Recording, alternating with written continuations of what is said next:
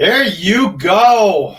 Welcome, welcome. Happy Wednesday, Carl's Wine Club members, Canadian wine lovers. Welcome across the country. Woohoo! Kacaba Vineyards. Welcome to our Wednesday wine happy hour. Like usual, we're here chatting wines, chatting weekly features. And today we're going to also chat about moving your wine cellar to another province. Let's talk about it. How about that? Because I think it's up to date. It's actuality. This is what's happening right now in my household because we are moving. We're moving to Kelowna, and that's happening. The moving truck is right in the driveway. So, yes, I can see Mira here is nodding. So, yes, it's happening, but we're here. We're here. I wasn't sure if I could have been here, but I'm here chatting wine with you guys. So welcome to all of our people across the country, from Victoria all the way to Halifax, from every little regions of the country. All of our wine lovers, we greatly appreciate you. So thanks for tuning in. It's going to be another fun one. You're going to see what's in there, what we're packing with us, which one of the little gem that we have in there. So it's going to be pretty exciting. We'll chat about Kacaba Vineyards out of Niagara Escarpment. We'll have a chat about shipping. What does shipping involve for a winery? About cost, about all of these little things that sometimes we all take for granted when we have a lot of people offering free shipping and this and that. And so I want to talk a little bit about shipping, about expectation, and about frustration for members, for wineries, for everybody involved. So, and that's why I'm telling you, I'm good with tasting wine, reviewing wine, do some wine notes and all of that. But my business partner is a thinker. She thinks all the time. And since we've been involved in that new direct-to-consumer business, now almost a year in now, we figured out that the biggest unknown in the whole business is the shipping part. The winery doesn't control the shipping part. The members or the consumer doesn't control the shipping part. Nobody. Mike kissing Mira as a drink. Oh, thinker, you good? All right. That's a good one. Okay, so let's get back to what I'm saying. The winery doesn't control it. So we all hostage of a few shipping companies. So Mira has an idea in his head who's been marinating since the beginning. And I'll tell you one thing. When she told me that idea at the beginning, I thought she was all out of our freaking mind. She was completely on glue. Like something was wrong with her. And every month she's coming back with the same whole thing and over again. Telling you something right now, at that very moment, on May 12, 2021, I don't think that she's that much on glue anymore. Everything that she was thinking a year ago that I thought she was absolutely crackpot, absolutely out of her mind, now makes so much more sense. Anyway, I didn't, tell us how you really feel, Carl. Come on, I'm having a very long week, okay? I'm having a very stressful week, so ask me how I feel right now. No, I'm just joking. But you know what? No, and for us as a club, sometimes we're going through things about what the heck is going on? We're not controlling certain parts of the business, right? And that was a frustrating week for us. That was a frustrating week for for everyone involved. So anyhow, I'm not pointing fingers. I'm not and I'm just bringing some thought because I think Mira, what you thought about almost a year ago that I thought was absolutely out of your mind, starting to make more and more sense. So I just want to throw some stuff out there. Thank you. So yeah, I'll show you guys the state of our house. It's horrendous. Those are some movie boxes. see the post-it notes up there? Those are ideas that I throw out there sometimes, and that Carl's like, oh, no, I don't think that can work. Just like he never thought that you can do a virtual wine tasting. Yes. Hi, Gab. How's it going? So yeah, so for the people who just tuned in, for the people who were not there 6 minutes ago, what I was saying, we are in the middle of a move.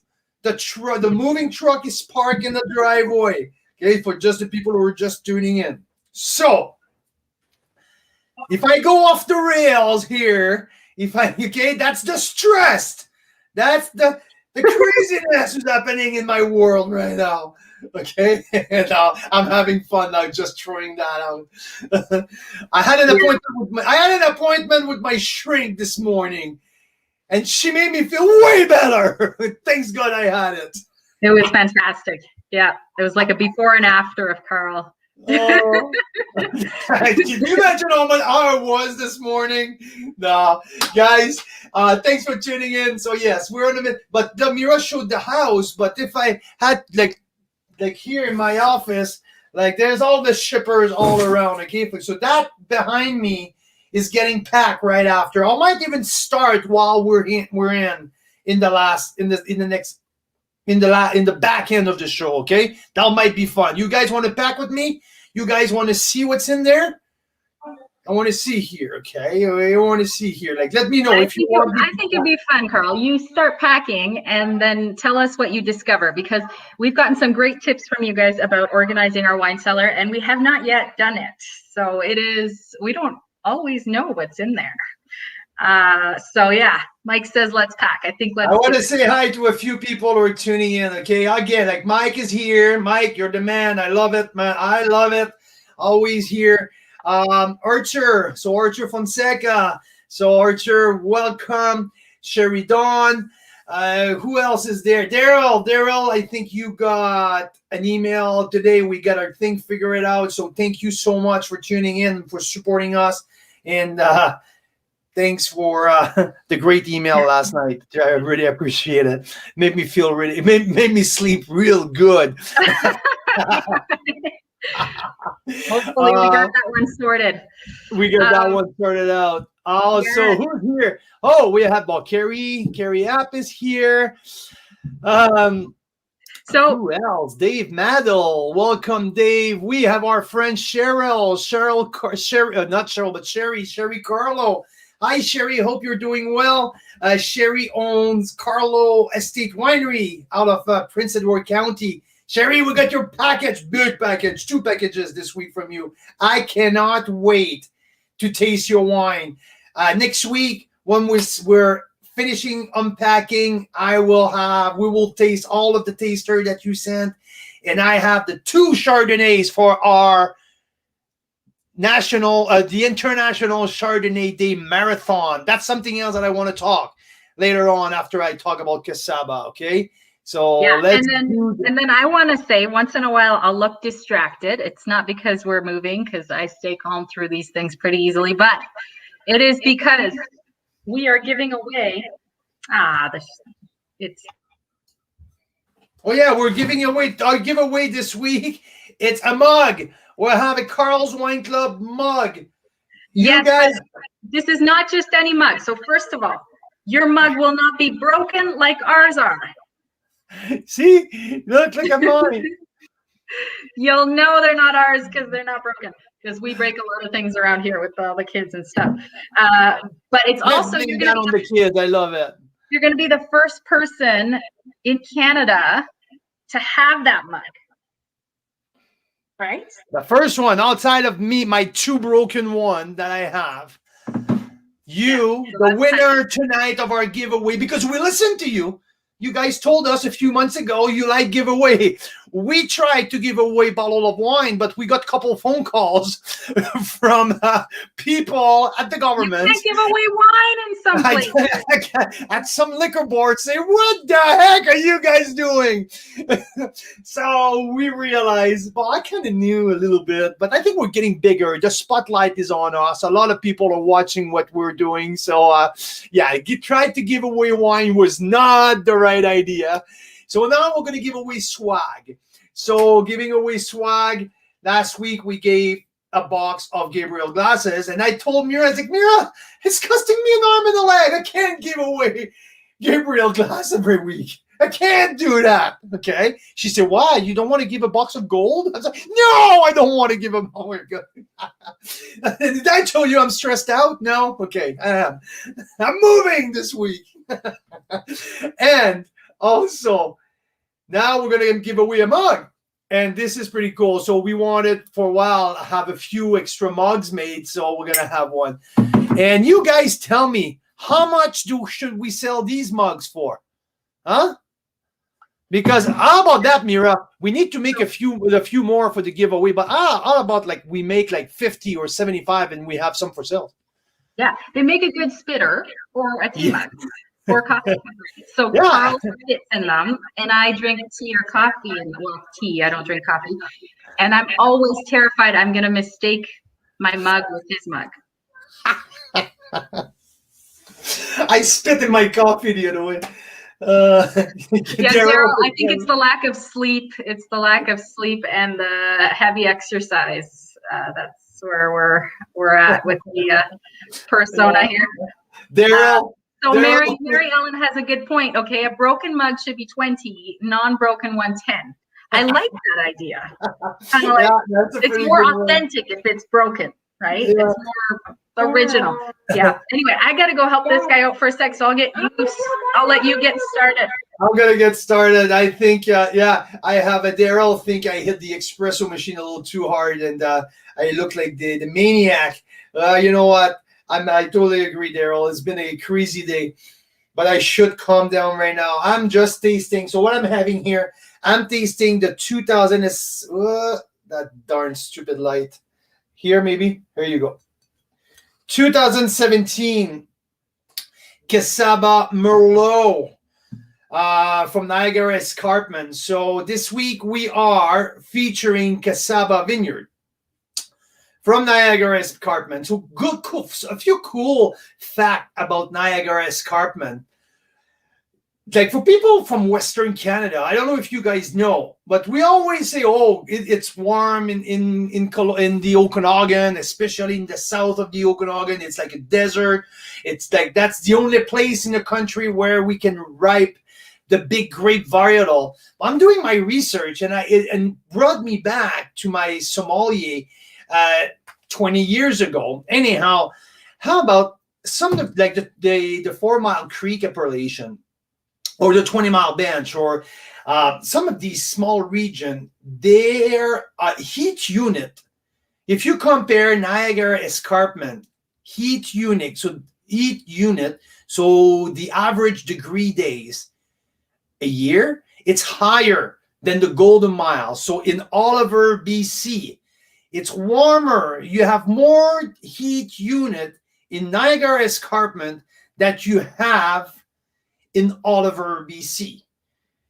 Oliver is the home of the Golden Miles, one of the warmest, who makes the richest wine if you want to find some Petit Verdot or the late ripening grape varietal, you go to Oliver, Osoyoos, or the Similkameen. Well, guess what? When you're looking at the heat unit and the degree days, the average degree days, the Niagara Escarpment has a bit more. That means it's warmer in Niagara Escarpment than it is in Oliver, BC. So now I'm here. Why I'm talking about that is because sometimes people will say, "But why you guys like? What's the point to try to grow late ripening grape varietal in these regions?" But my point to you, it is possible, and you can make great Cabernet Franc, great Cabernet Sauvignon, good Syrah, and good big rich wine in the 4 Mile Creek appellation, the Niagara Escarpment appellation. And I'm seeing Mike here replying and saying that the heat unit don't always make up for the terroir. That's true. It's absolutely true. I'm not talking about the terroir, though. I'm not talking about the soil. I'm not talking about the sandy soil that you get on the Black Sage Bench, for example, where it grows phenomenal Syrahs. Or the granite volcanic soil with a good layer of loam in Okanagan Falls. So I know like the dirt, the terroir, we include all of that are different. But my point is, it is possible to make good, rich, ripe, like well-ripe Syrah Cab Merlot. So, and I had that like before when I went into that tasting with Kacaba, I wasn't too sure what I was getting into. And first I tasted the Cab Syrah. And Cab Syrah to me, it screamed Columbia Valley. It screams Columbia Valley from Washington State. I know what to expect. And so when I tasted that Cab Syrah from Kacaba, it was my first introduction of the red because I tasted the chard, the unoaked chard prior to that in the rosés. And anyway, let me get back to the red. And I was like, whoa, this is fruit forward. I didn't get any green, like greener tannin or something unripe. It was fully ripe, fruit forward wine. So I was like, oh my God, okay, this is interesting. And I went into the Syrah, the proprietor block, and I found there a little bit more old world profile, a little bit of a bacon fat, blueberry type of Syrahs with a great spice, not as big and rich as the Okanagan, but fully ripened. So I was like, oh, okay, we're into something here. Until I tasted a couple days ago their single vineyard Cabernet, the Weismer single vineyard Cabernet. And that was like, holy wow, this is a good Cabernet Sauvignon. Very good Cab Sauv. So that's good, Mira. I will. It was just the here you go. Well, the Wismer Vineyard Cab Sauv. I gave it a 92 points. I really, really, really enjoyed. Mira, what did you think when you tasted the Wismer Vineyard? It was definitely enjoyable. I think I was saying sort of 3-4 glasses kind of thing. So yeah. Yeah. Good. No, for a cab that like I didn't know what to, but 100% cab to me is a risky, and single vineyard it's a risky proposition. You need to hit the right vintage for that. And so what I've seen with Kacaba, it's the potential to ripe the proper grape at the right place. And I was really happy with what I've seen. Let's backtrack to the value wine. Value wine with the Chardonnay, the unoaked Chardonnay. Listen, this is not the greatest Chardonnay on the face of planet Earth. That's not what I'm talking about. I'm not saying that this is go head to head with some of the greatest Burgundy of all time. That's not the point. My point here is it's $15.95. Including tax and deposit. Including the darn freaking tax. So at that price, the only thing that I find on the market, I don't know, I'm not on the LCBO market. I'm not in Ontario. I'm not the SAQ. I know that they can bottle a boatload of crap at a lower price point. But basically at $15.95, that's pretty much what we found on the market. That Chilean crap that comes off the boat, and it's really, really mediocre. So when I got that, it's not the perfect Chardonnay. But I'm telling you, again, this is not the most perfect thing, the greatest wine of all time. But for $15.95, I gave it a 90 points because it's overperform its potential, overperform its price point by a long shot. So I really like what they're doing at that price point here, under like way under $20. Really surprising to me. Nice pure fruit. Like the purity of the Chardonnay was bang on. The minerality was really, really like there was a nice snappy mineral, like the wet stone. It was well done. Not a very rich texture. Again, 100% unoaked Chardonnay stainless steel. So that's not the greatest invention after sliced bread. Like it's not the thing who's going to revolutionize the whole world of wine. But if you're looking for a good deal, this is a heck of a deal at that price. I would have paid easy $22, $50, $23. I will not have been offended to pay a $22, $23 for that bottle of wine. $15.95. Give it to me. Okay. So yeah. So that's my thing on the Chardonnay. And let's get to the rosé. We had a funny story happening with the rosé because we absolutely blew up the bottle here in the office. It was a monstrous mess when it happened. But we managed to save a couple glasses out of it. Bone dry Gamay rosé. Like when I say bone dry, it's cutthroat acidity, old world style. I felt like if I was drinking like something like from the Beaujolais or something from the Loire Valley, it was a little bit earthy. Like for the French people, I would say c'était terreux. There was like that bit, like a little bit of pleasant bitterness, like a little bit like biting in a cranberry. But for people who are completely against the profile of the sweeter rosé, that was like a beautiful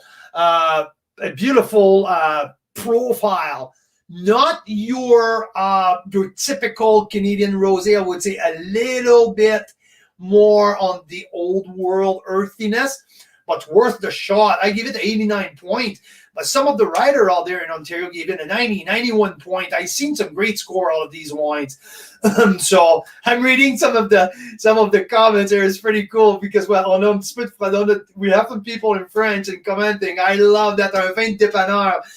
Marie-Hélène, c'est absolument les vins d'épicerie ou les vins de dépanneur. C'est ça que souvent que je retrouve avec les vins du Chili. Ben, en tout cas, ça, c'est une autre discussion pour une autre fois. Mais je voudrais dire un beau bonjour à tout le monde qui se joigne à nous en français. Désolé, j'ai pas fait ma petite introduction. Mais ça fait plaisir de vous avoir. Les gens du Québec, les gens de Chicoutimi, du Saguenay-Lac-Saint-Jean, les gens des Îles-de-Madeleine, les gens du Nouveau-Brunswick, de l'autre côté de la frontière, en revenant au Québec, les gens de l'Estrie et des cantons de l'Est, où c'est une très, très belle région des vins, Magog, Sherbrooke, tout ce beau coin-là, les gens de l'Outaouais, Ottawa qui parlent français, nos amis du Nouveau-Brunswick, partout dans les maritimes, il y a des provinces francophones de l'Ontario, du Manitoba. Je veux dire un beau bonjour à tout le monde en français. On est toujours prêt à répondre à vos questions en français s'il y a une barrière de langue ou quoi que ce soit. Mais ça fait plaisir de tout vous avoir. Aujourd'hui, on parle de Kacaba, le vignoble Kacaba qui est localisé en Ontario, dans la région du Niagara, et plus spécifiquement,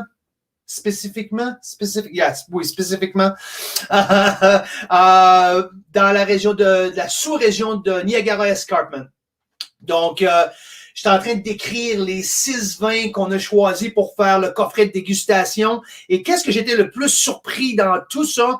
C'était le potentiel de maturation des raisins au vignoble qui donne une richesse puis une complète maturité des raisins quand ils sont prêts à se faire pour la vendange. Donc, les vins sont ramassés à pleine maturité. Ça donne pas des vins verts qui sont sous-maturisés. Là, je suis en train de mâcher mon français. Mais en tout cas, c'est un potentiel pour les gros vins, les plus gros, les variétés de raisins du Cabernet, du Merlot, des Cabernets francs. C'est un beau potentiel dans la région du Niagara Escarpment. Donc, c'est un petit peu le point que je suis en train de faire, en train de décrire les vins de Kacaba. Let's get back to English here. So I need a sip, okay? Mira, why don't you take over for 1 minute?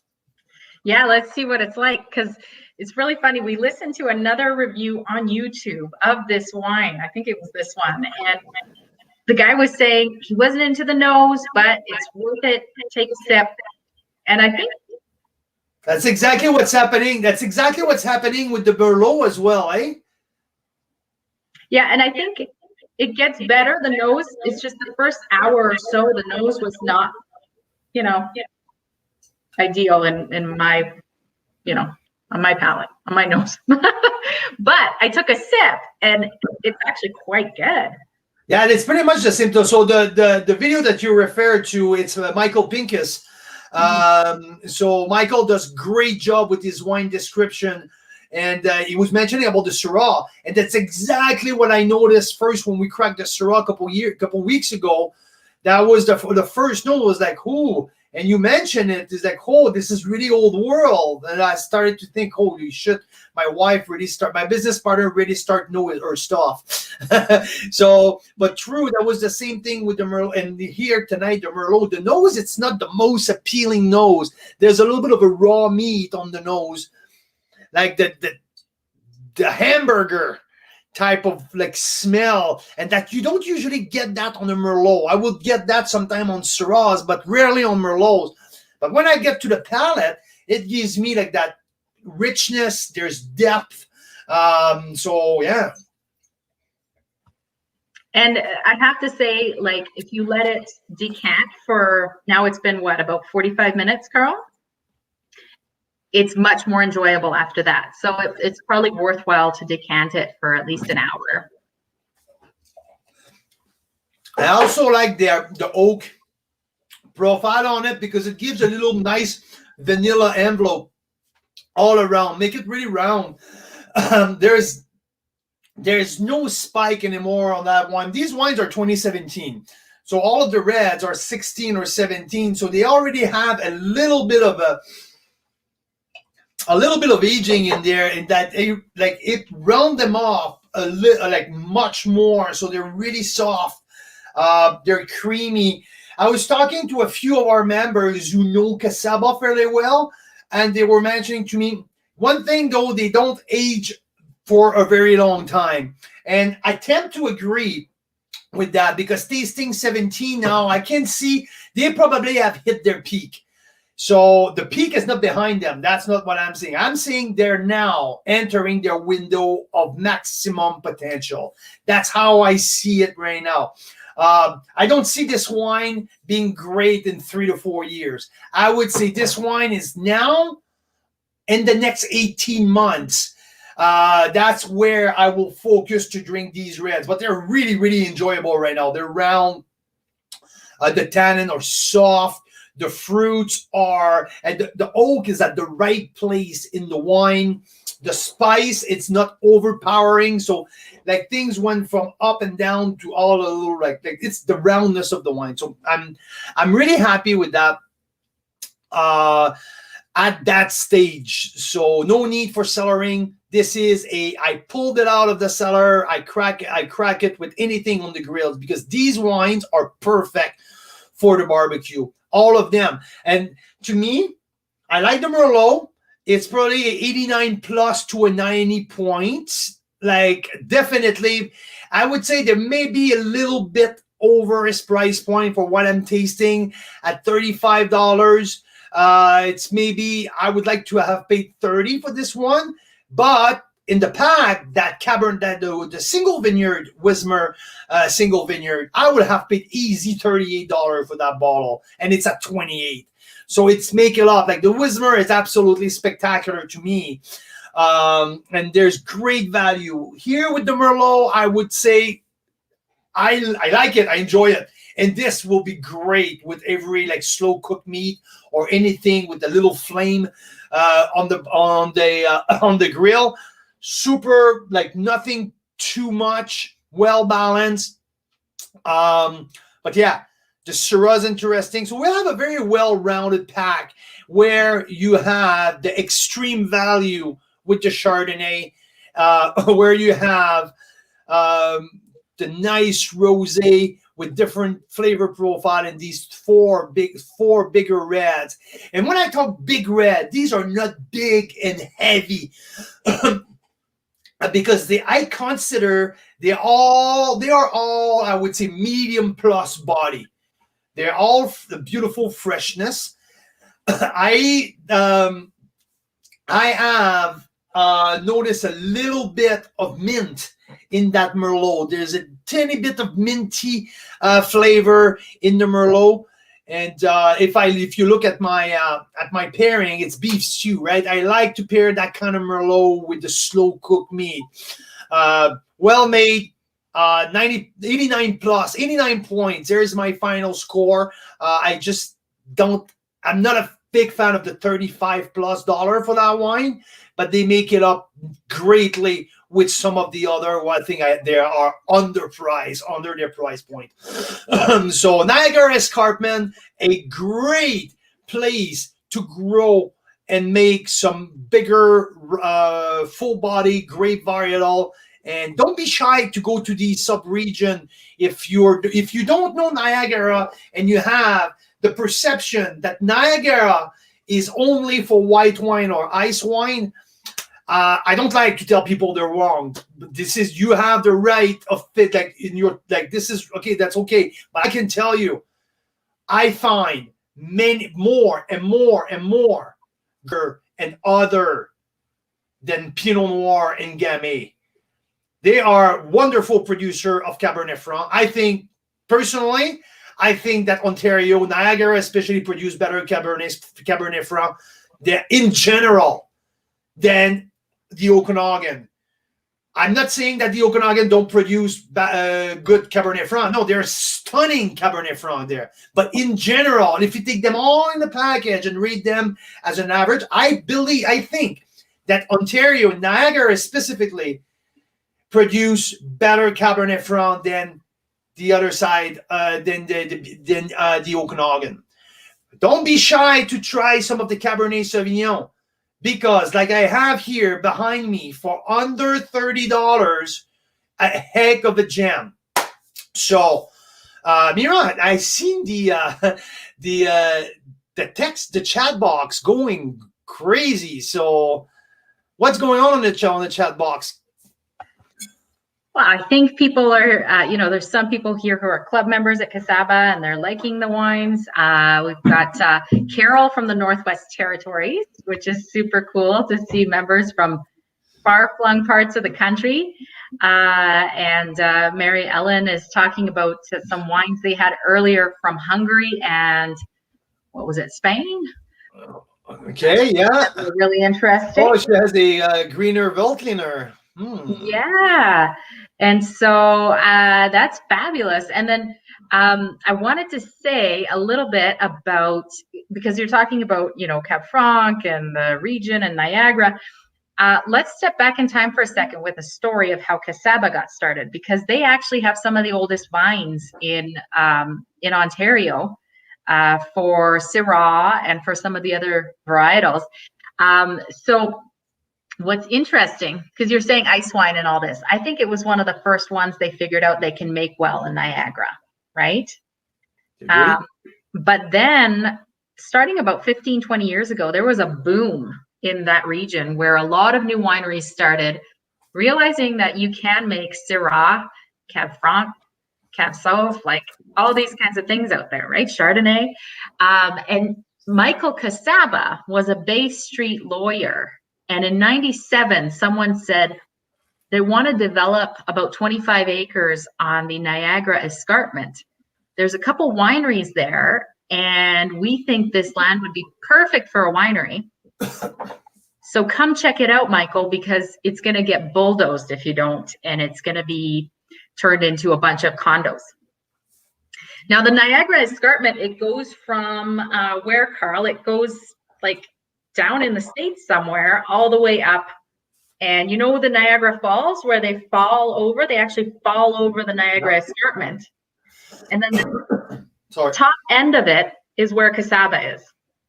And what's cool about that is because it has some different bowls in the landscape, the hot air gets trapped there in the summer, and there's kind of an airflow with the lake. So it's awesome for ripening grapes. And so I just want to show you Kacaba, the Bay Street lawyer that bought Kacaba Vineyards in 97, saved it from being developed. And man, that would have been a nice view if you bought one of those condos, if they ever materialized, because now there's dozens of wineries on that little stretch. And he built this. This is the tasting room if you go visit Kacaba.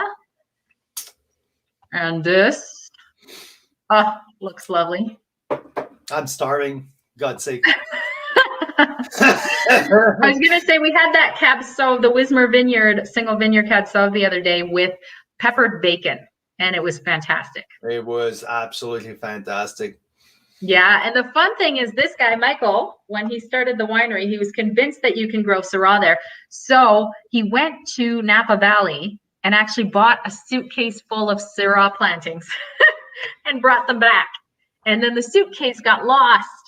So there's this suitcase full of some of Canada's first Syrah, kind of lost for a week or so. They finally found it and planted them.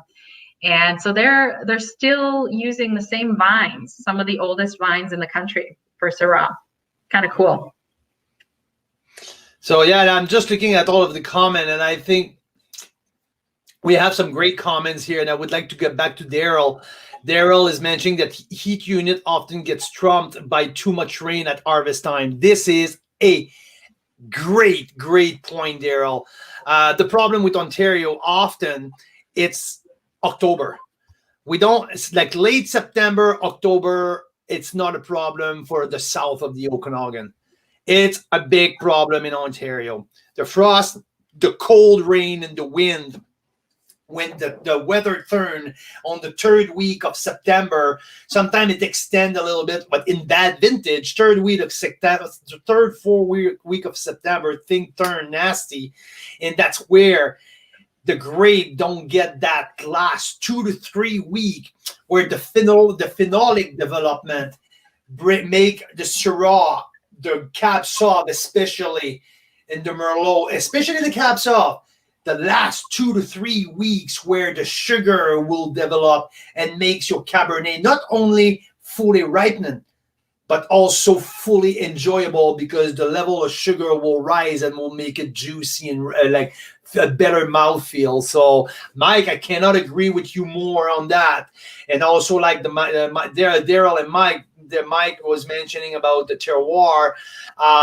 There's great terroir. To me, there's great terroir in both regions, but that late September, early October is the biggest difference for the Ontario. But when good vintage hit, I believe that 27 vintage was a great one. I'm not a specialist with Ontario vintage yet. I would love to know my vintage chart a little bit more on tip of my finger, so I had these quick reply. But from what I'm tasting, 2017 was a good. I think, for what I remember, there was the early year was really wonky. Wet early, not a whole lot until July, and the flowering was behind, everything was behind, but the summer was hot, and they had a long fall where that's where everything was saved. And from what I'm from what I'm tasting, they brought their wine to maturity. And yes, Daryl, 2020 is supposed to be killer. When I'm talking to certain people, they say, Carl, it's the vintage of the century. You will not believe what's coming out of that. I had an interesting conversation with our friend Marcel Morgenstern, who is part owner of Pondview Bellaterra. And Marcel, at that very interesting point, I say, Carl, I totally understand 2020 is absolutely off the chart, the best weather we had, super hot, but like every other perfect modern vintage, these wines don't last as long as of the colder vintage. Not as much acidity in the wine. And when we talk about aging for 10, 15 years, these wines fell off the cliff faster. And I'll give you a good example. In my career, when I was fully on the international wine and I was focusing a lot on California wine, let's put it between 2007 to 2015 was what was my big burst of working with collectors, working in a top restaurant, visiting Napa Valley in California often. And we had that outstanding 2010 vintage. 2009 was off the chart. 2007 was absolutely beautiful. And you got 2011. 2011 was well known as the shit vintage in Napa Valley. And there was kind of the running joke. No one wanted to buy 2011. There was the poor vintage of the last 15 years. 2012, the year after, came back beautiful as well. And now, 9 years later, which vintage shows the best right now from Napa Valley? If you compare, I would say 2011 is right up there. So I'm not saying that's exactly what's going to happen with 2020 because it's very early on, but it can be a trend where, you know, like these modern vintage for reviewers or for people who like their wine right away, these great vintage like 2020 are appealing, are really, really sexy right from the get-go. They taste nice. They don't need to sit, but they tend to fall off the cliff faster than the tougher vintage. So just a quick side note about that. I don't even know why did I came to that point, but there you go. Just reading some notes here. Yes, so Carol's asking, she's in Northwest Territories. We have had members get their wines in Yukon and Northwest Territories. Once in a while, the wineries will say there's a surcharge depending on your address because it can cost them like $100 to ship a pack of wine up there. So sometimes they say, okay, you have to pay a little bit extra. Most often they'll subsidize most of it and you're getting a deal on that. And it does take longer because only Canada Post services a lot of those northern addresses, and it can take 2 to 3 weeks because they have to wait for the weekly airlift or something like that. But we've had it, you know, safely get delivered. If there's bad weather, like if it's minus 30 for a while, usually the winery will hold off for a week or two so that your wine doesn't freeze. But now we're out of that weather period where the weather is questionable. I think now the biggest question mark in all that, Mira, and sorry for cutting you off. It was not a good thing to do. But and I think it's about the wineries. The wineries own that right to say, okay, and we had a great example with Painted Rock. Painted Rock decided to say, yeah, no problem. We'll ship up there for a total of $35, I think. That was like a maximum of $40. So Painted Rock decided to subsidize a lot of the extra costs. And to give you more numbers, concrete number, to ship to Nunavut from BC, the last pack was costing $77, right? So some, like you just mentioned, the winery often ask, hey, you guys have to chip more because it's not something that we can afford. So, but I think it's on a weekly basis, right? Yeah, you kind of have to check with us if your address is there. But if you're buying wines regularly, we'll kind of know, and we'll make that happen really fast. So like ask the winery for you really fast, see what their rates are and stuff. Arthur's asking Derek first. I have to shout out to Derek. He likes the sexy wines that don't have to age and are ready to drink now. I love that. And Arthur is asking, Kacaba can hang fruit longer, pick later in season. Can a winery alter schedule to avoid a rainfall? Oh, absolutely, 100%. It's a great question, Arthur. I would say starting probably third week of September, everyone are on the go. They are all on a one phone call or one text message away to jump in the vineyard. It's a daily forecast. They're all like, some of their vineyard have a small sensor all over the vineyard, and also they are plugged in straight with weather network. They have weather report 3 times a day. Like, it's consistently every day, everything can change, and they have a crew on standby and they can jump in anytime. Because if there's one night that the forecast will say, hey, we're hitting -4 today and tomorrow it's going to be rain, well, guess what? You cannot afford to have a frost and a rain, or worse, a rain and a frost. If it happened, you send your crew right away in the vineyard, and you rather to have some grapes a little bit, and at that point, it's a flip of a coin. It's a total gamble. And you send the crew, you save it from the frost, or you take the gamble to maybe it's not going to be so bad, and the forecast looks so good for the couple of days after. Everything is about gamble. Everything is about understanding the data on the last 10 years on prediction. It is a tough game. And yeah, so sometimes they have big fans in the vineyard, right? If there is a kind of late rain, they try and fan the grapes out so that the moisture doesn't affect the grapes, right? Yeah, it doesn't like this is a great point, Mira, and also depending of what's the weather following the day following the frost, or what's happened the day before the frost. These are all it's all dependent like that. It's a sequence of events. I think there's some wineries that have helicopters on call for those days. And if at 2 a.m. it's looking like there's going to be a heavy rain, they bring the helicopters in, and the helicopters fan out the vines. Like it's quite a thing. It's like having hundreds of children sitting out in the vineyard, and you got to take care of them, otherwise you lose them, right? So absolutely. Yeah, and Mike's saying fans are often used to keep grapes cold or warm, depending. And a lot of us saw the beautiful pictures of Chablis with fires made throughout the vineyard to keep the vines from freezing a few weeks ago.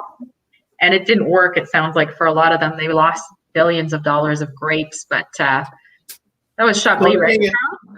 Yeah, Chablis, Champagne, but Burgundy mostly was the most hit. And just, you know what, that frost was the worst in the last 100 years because it lasts so long that like it destroyed pretty much. There was nothing to do, nothing worked. And they're used to these cold weather early in the spring or late, but mostly early in the spring. They're used to that. They know how to fight that. But this one like just did not. It was too long. It was too cold, and it was one of the biggest dip into the weather that they've seen in like decades and decades. So yeah. And Carol has a great idea. Show us a video of the season on your page, just a suggestion. I think that's great, like kind of like a fast track season in a vineyard. Maybe we can plant a little live cam or something, and then do a quick fast track of it after a year. It'd be really interesting. Totally. Maybe we should think about that and find a friend who has a vineyard and put it in his vineyard somewhere close from West Kelowna, so I can go back and forth like a couple times a week and just that can be something pretty cool. I like the idea. And the other idea. Oh, sorry. Go ahead. No, I was just trying to read what John Ortman was saying about the rural. I agree with you, John. Mira, can you? Yeah, so she's saying you have to figure out if it's worth it, right? Because if you're paying $70 to ship 6 wines, it's probably not worth it if you calculate per wine, adding an extra $10 or $15. That's a lot, right? So yeah, it's true. But sometimes it does make sense, if the shipping is a little less, if the winery is able to pitch it in, or if your address ships easily from the winery's address, right? Like more remote from the winery means it costs more, right? Daryl's also saying what many farmers tend to pick early to hedge bets if rain might occur. They don't want the bricks to drop due to rain. Sadly, this can minimize the potential for home run wines. Glad I'm not a farmer. It has to be stressful, I'm sure. I am sure. One of the things I was thinking about, Carl, is we got to put this on our idea wall over here. You can see the state of our house. We're in the middle of moving, right? But that's the idea wall starting to get taken apart. So we'll put this on the idea wall, Carl. At some point, it'd be nice to compile vintage charts for the different regions. Absolutely. I don't know that they exist yet in Canada. They do. You have the BC Wine Institute has one very well done, and same for the Ontario Wine Association, and there's many of these main wine reviewers who chip in with their information, and there's some good stuff out there. It's just the thing is, when some people specialize in just like vintage, like they know everything. We more specialize in general content, in general, like, so I don't know them specifically pinpoint by each one, but I know the big, but it's something I should spend a little bit more time and just like pinpoint every vintage. But yeah, that's where we're at now. So I think people are tuning in more and more. I'm seeing like the who's in, and people wants to see us move. I think people wants to see what's behind them. Yeah, But let's start before we start, okay, while I'm starting to pack, how about you tell our people your idea about the Uber for wine? Okay. Because, okay, again, for people who were not on at the beginning, for people who tune in late, don't worry, it's not a big deal. But I was saying that when we started, Mira's a thinker. Mira I talk about wine, I have a wine, but Mira think always about new ideas. And since we started that wine club together, it's been the most amazing journey ever.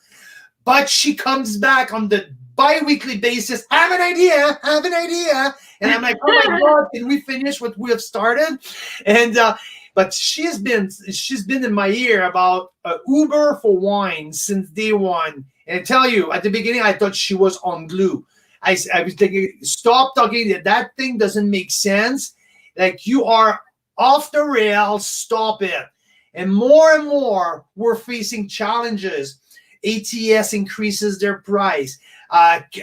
Canada Post dropping our boxes and delivering boxes with broken wine in there. Canpar IDing some of our members who are 60 years old, or like all of these, like, legally, right? I'm like, just like, oh, that is going on here.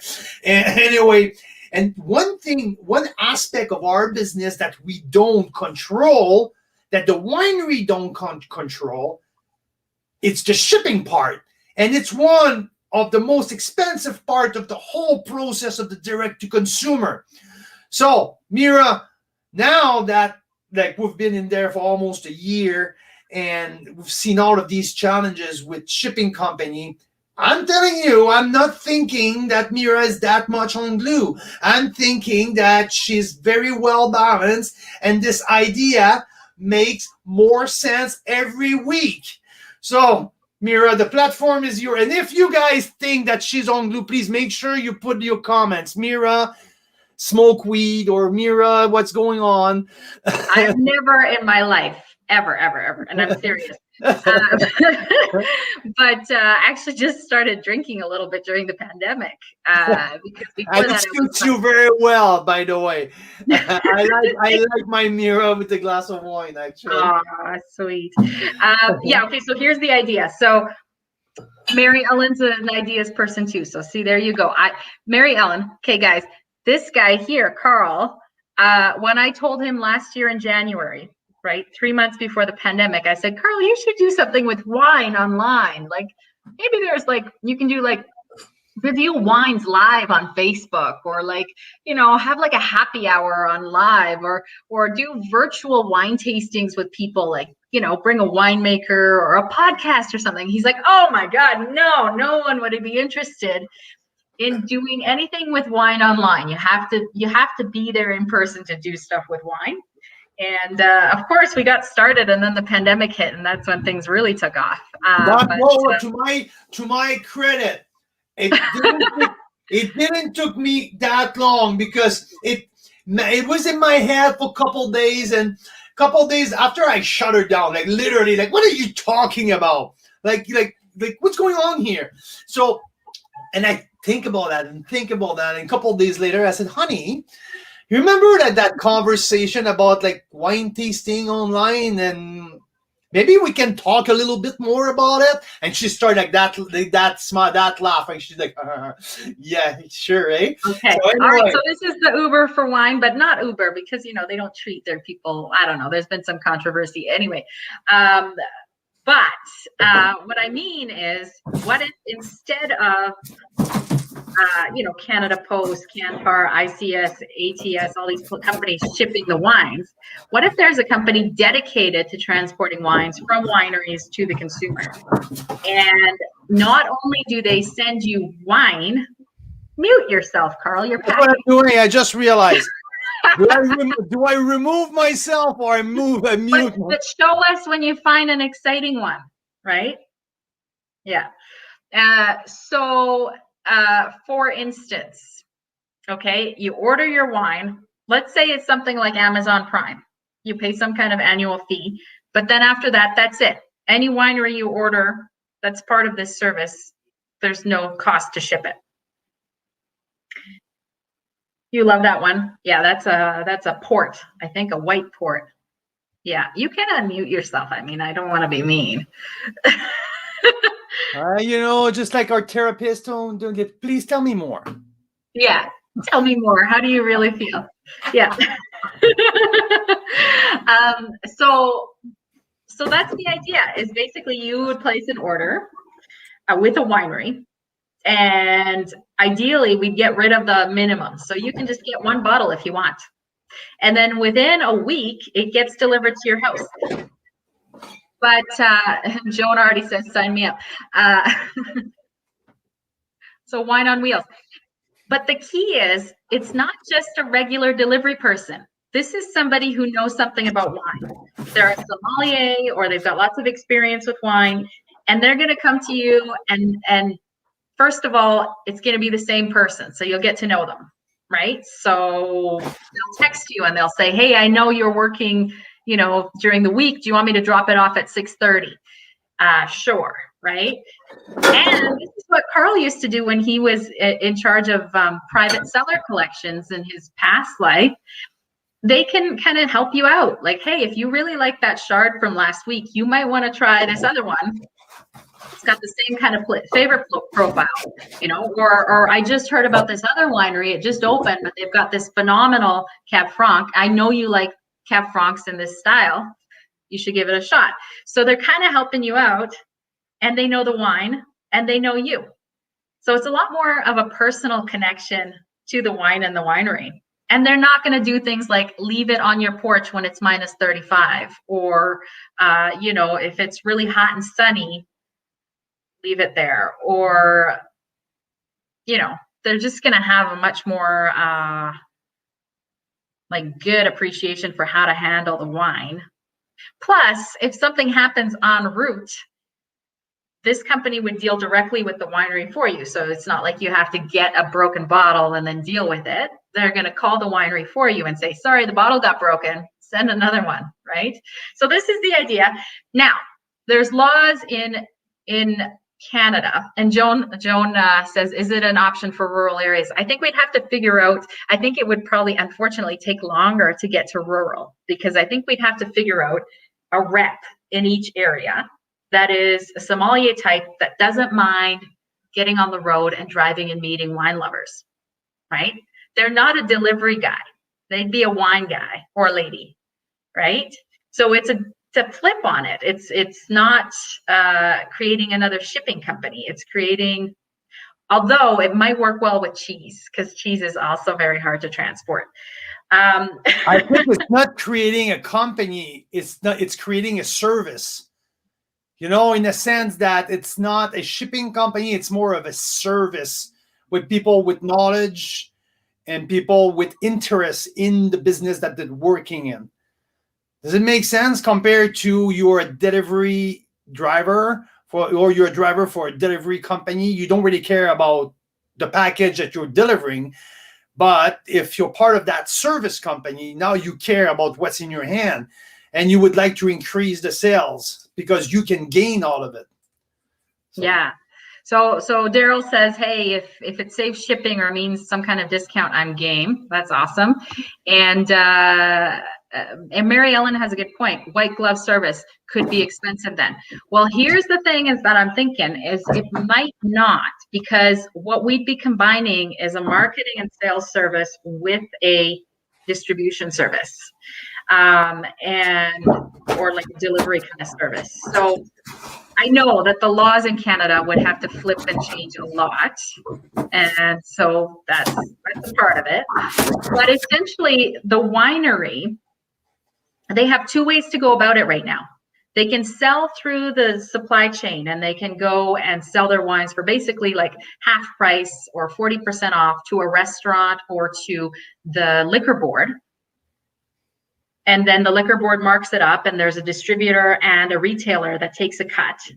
Or they can take that same amount of margin and help subsidize the shipping so it gets to the end consumer. They're allowed to ship direct to consumer in Canada. There's some fuzziness in some provinces, but more or less. And so that's kind of their two routes, right?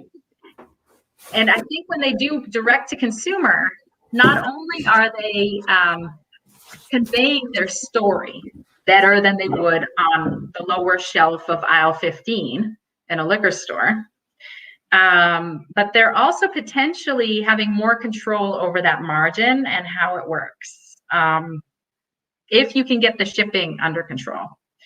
So the idea is, I don't think it would be more expensive. If you look at some of the shipping rates, especially if this the company that you're using doesn't normally go to that region, like some rural areas, like Joan's saying, it can get ridiculous. Like sometimes they're paying like $80, right? So that's why if you have a Passimento, shoot, I didn't know we had one of those. Intersection of Passimento. Yeah. So my thought is that if the winery sees it, okay, this isn't just a race to the who can give us the cheapest shipping price. This is a partner that actually helps you convey your story to wine lovers, and that can help people discover your wine because they're, introducing people to different wines that might fit their flavor profile. I think it's a different kind of proposition for the wineries and for us, right? So my goal would be that actually it would be less expensive than going through, let's say, ATS, but you get better service and you get a better connection between the winery and the wine lover. So Phil is saying, sounds interesting. Christine says, great idea. Let's see what Derek says here. In Ontario, or at least GTA delivery called Fly Delivery, only delivers white wine or beer. 13th Street and Pearl Morissette wines come to me that way. We will research that. That's fascinating. Maybe reach out to them. I love that idea. Very cool. Joan, no issue about time frame. Don't need the wines immediately. Love the idea. Service versus delivery. Would just love it to be an option. That's awesome. Yeah, and it's true. Like, for Amazon, it is really awesome to have same day delivery or 2-day delivery. But for a lot of wines, yeah, you're okay waiting a couple weeks, even if you need to, right? So we could be consolidating the shipments to, let's say, rural areas. It only comes every couple weeks, but you get this local person who knows the area, who knows wine, hand delivering it to you, getting to know you over time and that kind of thing. And it's good looking. Yeah, exactly. If they're good looking like Carl. No. Don't use me. Don't use me. I might. Yeah,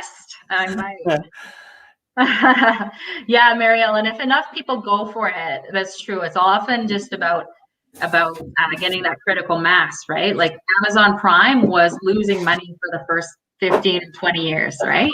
So yeah, Ontario is a bit fuzzy, that's right, on the laws. Never had problems with delivery, but live in Toronto. Yeah, so Arthur, I think with the bigger cities, it's a lot easier often.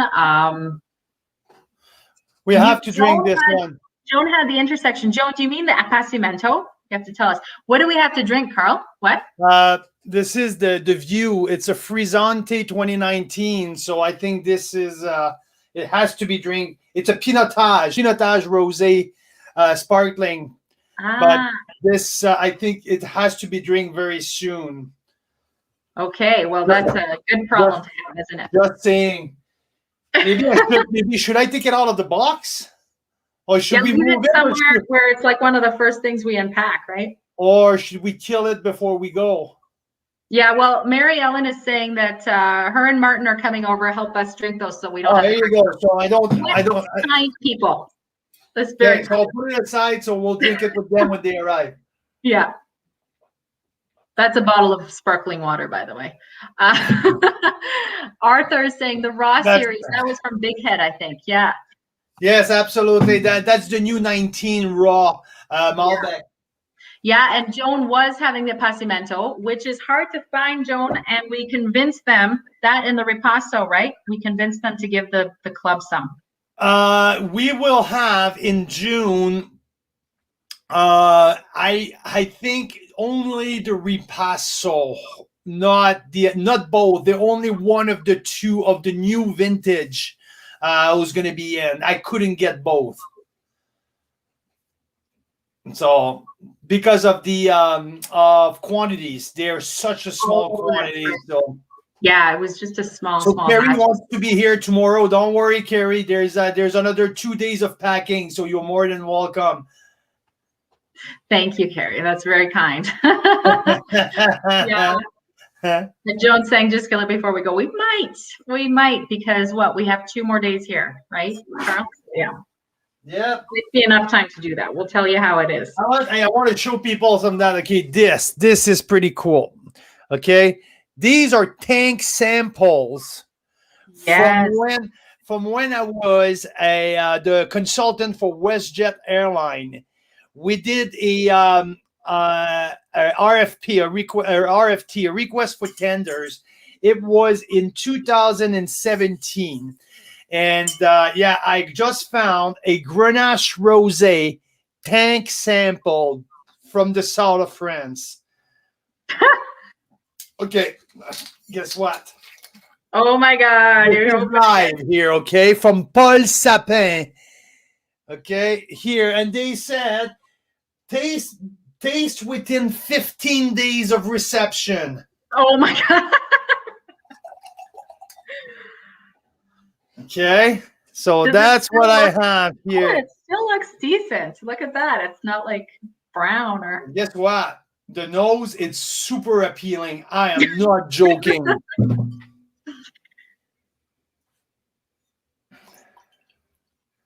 It's fascinating. We sent something like that to my dad, a bunch of your tank samples at some point. And my dad said, don't worry, I make old wine into tea. I'm like, what? You make it into tea? He's like, yeah, if it's expired, you can make it into tea. It tastes great. So we sent it to him, and he said it was great. A 5-year-old tank sample, and I'm not joking. Jeez. Okay, it's clean, okay? The nose is clean. I'm not joking.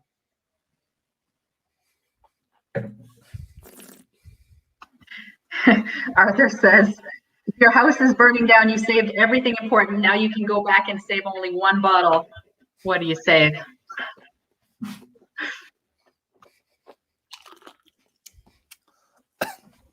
So? I'm not dead. I haven't fallen off my chair. Oh my God. Guess what? It's not bad. It's not bad, actually. I would not. Domaine Perrière, Grenache Rosé, the 25th of April, 2016. Please, to be tasted within 15 days. From Paul Sapin. Okay? It's not bad, actually. I'm not joking. And I'm not the type of guy to drink Blanc. And I would have loved to be like, whoa, oh my God, it's not bad. It's not bad. So I can't wait for you to taste it. Okay, I'm gonna. Yeah, I'd love to. So I have to also say, try the nose on the Merlot. Yeah, it's changing. Hey, there's more cocoa. I'm smelling a little bit like of a dark chocolate right now. Yeah. Yeah, I really like it more now than 2 hours ago. Yeah. Yeah. Well, again, right? It's 17, so I'm seeing that's entering its prime, but there's still room to maneuver with that wine. So it's still Blanc. Blanc. Maybe, but the emphasis was not maybe at the right place. Yeah, no, but I'm sure you know what Blanc is, Mike. No? Yeah.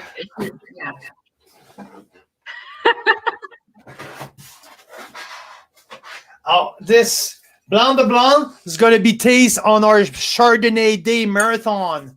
Okay. So that's going to be the bottle that I cracked from Bellaterra Pond View for our Chardonnay Marathon on May the 21st. So we have decided to do a 3-hour show on May 21st, International Chardonnay Day. We're going to do a 3-hour show all about Chardonnay. I'm going to have like 15, 20 Chardonnays from all over the country open. I'm going to have winemaker coming in the loop, talking for 15 minutes about their chard, about their philosophy, about their favorite chard. But it's going to be all about chard. And because I already tasted Bellaterra Pond View, they're 17 when he won the gold medal at Chardonnay du Monde. I also tasted and reviewed their Chardonnay sur Lie, who was my best value wine last year. So now I'm gonna do their Chardonnay method traditionnelle, so champagne method, Blanc de Blanc from the same vineyard. So that's gonna be one of mine. I have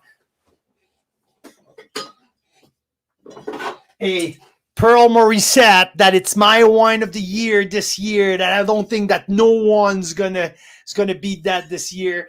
We're gonna reopen one of them. I have some Carlo Estate Chardonnay 16 and 17 that we're gonna open. I have what else? I have a Summer Hill Pyramid, a special edition of a Reserve Chardonnay 2015.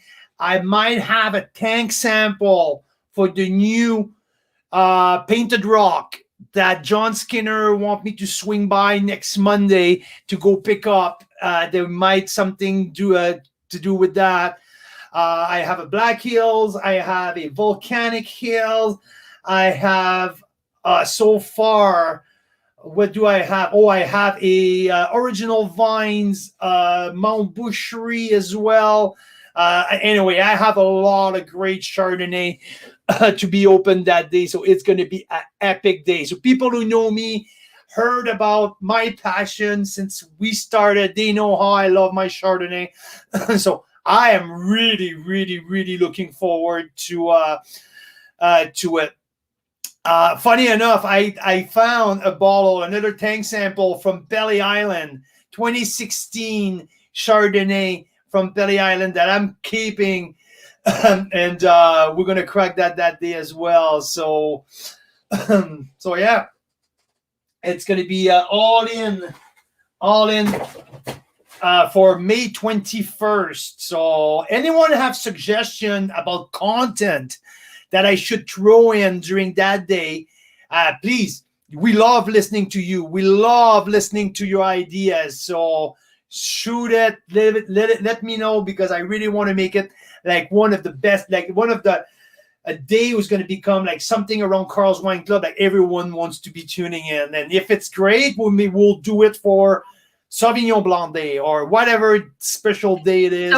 So hey, it's the first International Chardonnay Day ever. What? Yeah, because there was like Chardonnay Day that was like created by, I don't know, a certain country to celebrate their wines, but this is the first annual International Chardonnay Day. Really? Yeah. This is a good one. We're representing Canada, so this is critical here, guys. It's not just. Hey, maybe we should do a press release about that. We might want to do that actually.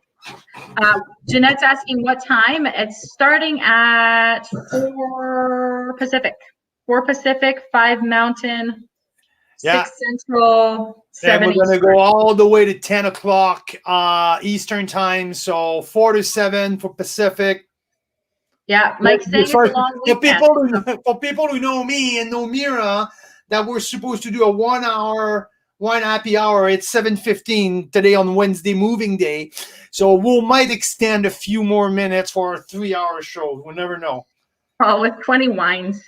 Are you going to actually like do tasting notes and review all those over the weekend? You better take care of the kids that weekend because I might be busy. You know what? Right. If there anyone who are in the Kelowna region Oh, I yeah. want to spend time at our new property.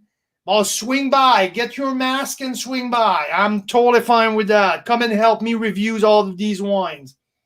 Yeah. Carol's saying we'll send a message on the emails. Yes, we'll send more details. I think there was one sent tonight. There was kind of a weird delay for some of them, but it was in the PS tonight. Save the date. And then we'll send a reminder and info for sure.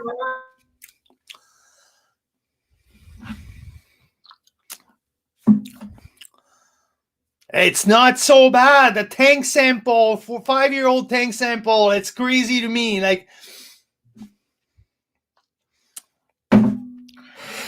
yeah, funny enough. Wow.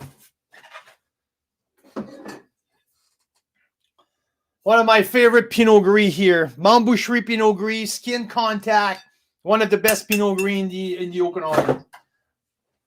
Just my opinion. See? There you go. Fabulous. We'll okay. I think you know what idea I just had. If Mike LaPlante's Mike LaPlante's still on. He has this show on YouTube called The Average Wine Enthusiast. Maybe we'll have to call you up, Mike, see if you want to come tell us a little bit about the cool facts about Chardonnay or something like that. Yeah. Hey, Mike. Okay, I have an idea.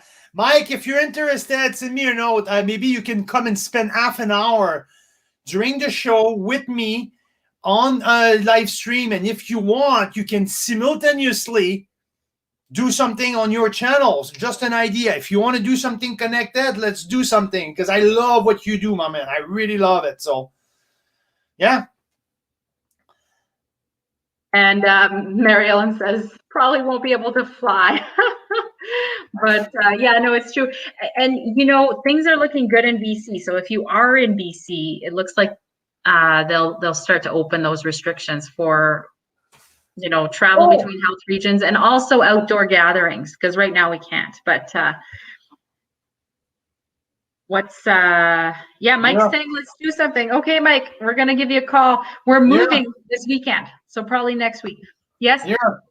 What? We need to do a draw. Oh my God, the draw. Okay, so Carol, what a deal, lol. Let's do something. I had one person I needed to add. Nope, I've added everyone. Okay. Just one sec. I need to dump that, okay, before I make a mess here. It's this. Yeah. I'm gonna start the draw. Are you ready for this? Okay, I'm gonna share. Let's see who gets the first ever Carl's Wine Club mug that is not broken. It is brand new. Okay. We will send this out. So the non-broken Carl's Wine Club cup, not this one. No. The real one. Okay. You were scared that I show inside, eh? I know that's what you were thinking. Oh my God. Okay. Okay, are you ready for this? Okay, let's do that. Can you see this? Can you see this? No. Not yet. No. Okay, I got it. Okay, hang on.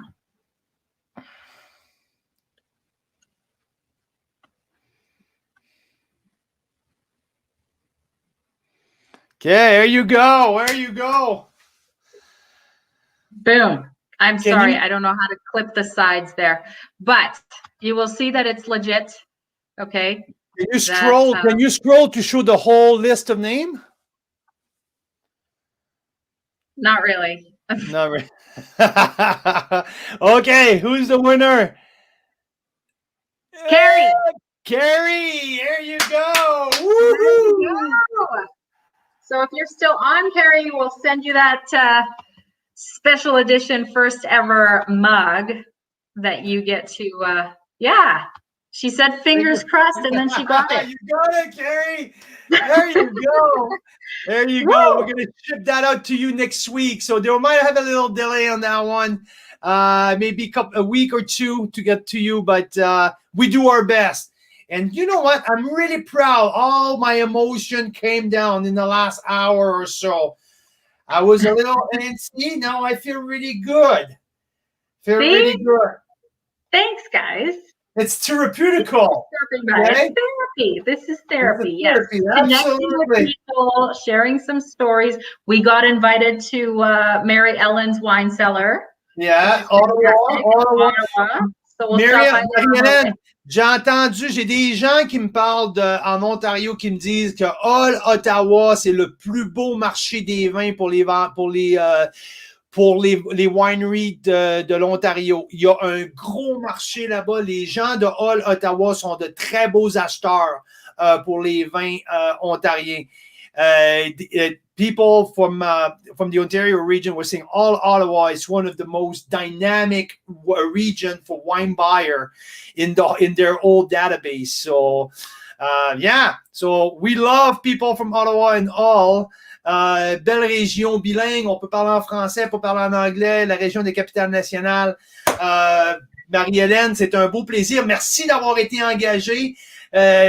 Comme ça aujourd'hui, beaucoup de textes, beaucoup de communication. We love it. Thank you so much, everyone, for tuning in. Thanks, now guys.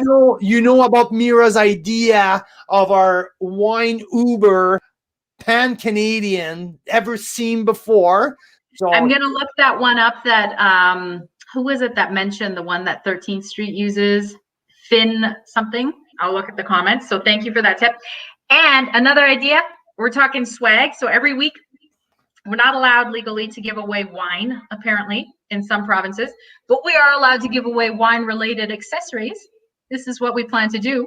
So the mugs, but also glassware. And also, we're thinking of creating a Carl's Wine Club Canadian Wine tacky T-shirt.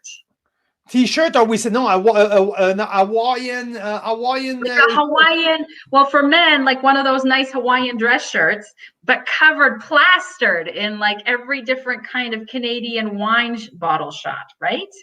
Yes. Well, maybe we'll find a way to do that for the ladies too, with a nice tacky shirt. Yeah. So anyway, if any other thoughts you have around, tacky swag kind of things.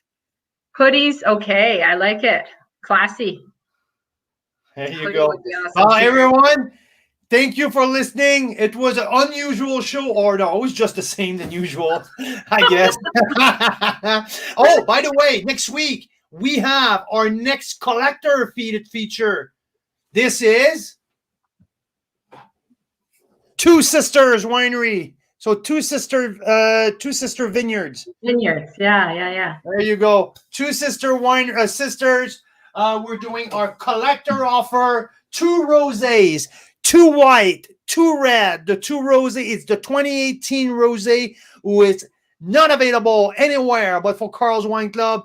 There's the Margot rosé, the new fresh 2019 Bordeaux blend rosé. We have the Riesling. We have an unoaked Chardonnay that I'm going to crack on the Chardonnay day. I can't wait.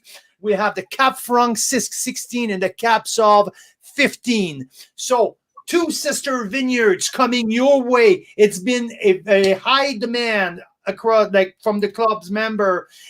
A lot. I get so many requests for that one in the past 8 months. So we put something together. We're excited to work with these guys because their wines are top, world class. When we talk about Black Hills Estate, Per Mauricette, Little Engine, Martin's Lane, Painted Rock, these are big names. Two Sisters is right up there with them. So yeah, can't wait for that one. That'll be awesome. And we'll be in our new place next week. Yeah. And if this weekend you guys have emails or something, try to reach out to me, or you don't get an answer right away.